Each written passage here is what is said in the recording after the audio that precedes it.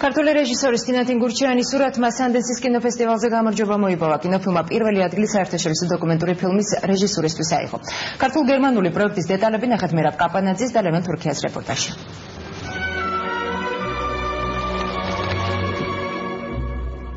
ფილმი, რომელიც კინოში გადაღების მსურველთა მოთხრობილი ისტორიებით შეიქმნა, ამერიკული კინოფესტივალის სანდენსის გამარჯვებული გახდა.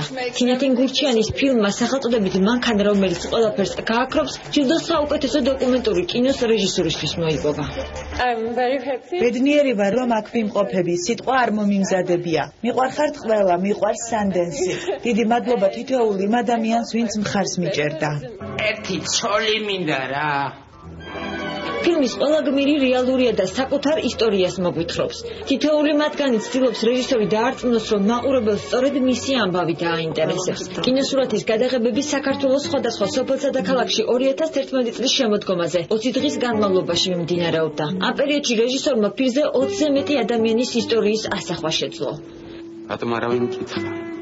მინდოდა თუ არა საერთოდ ამ ჭაობში, რომელსაც ცხოვრება ქვია, ჩავთვლილიყარი.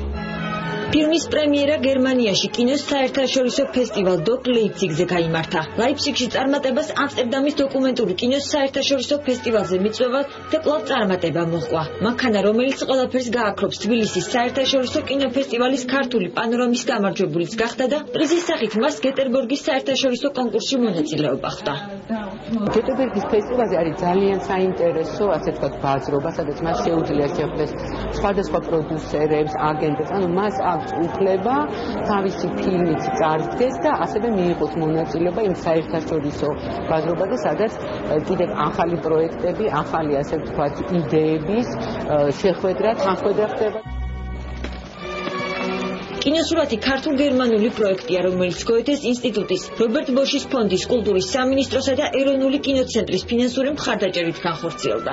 რა თქმა უნდა, ძალიან დიდი წარმატება ახალგაზრდა ქართველი რეჟისორის, რომელმაც დიდი ძალა და ენერგია ჩააქცია ამ ფილმის, ასე ვთქვათ, რეალიზებაში და მოგეხსენებათ სანდენსის ფესტივალი ერთ-ერთი მნიშვნელოვანესია, ამერიკაში ერთ-ერთი ნამდვილად მნიშვნელოვანესი ფესტივალი. ეს არის რამდენიმე კუთხით საკმაოდ საინტერესო. პირველი ეს არის თინას პროფესიული წარმატება, ფილმის აღიარება და ვფიქრობ, რომ შემდგომი პროექტები, რომელსაც თინა გურჩიანი ჩაიფიქრებს, ბევრად უფრო ადვილად მოიპოვებს დაფინანსებას, რადგან იგი დღეს არის არა მხოლოდ ქართული, არამედ საერთაშორისო ყურადღების ქვეშ მყოფი ქართველი რეჟისორი.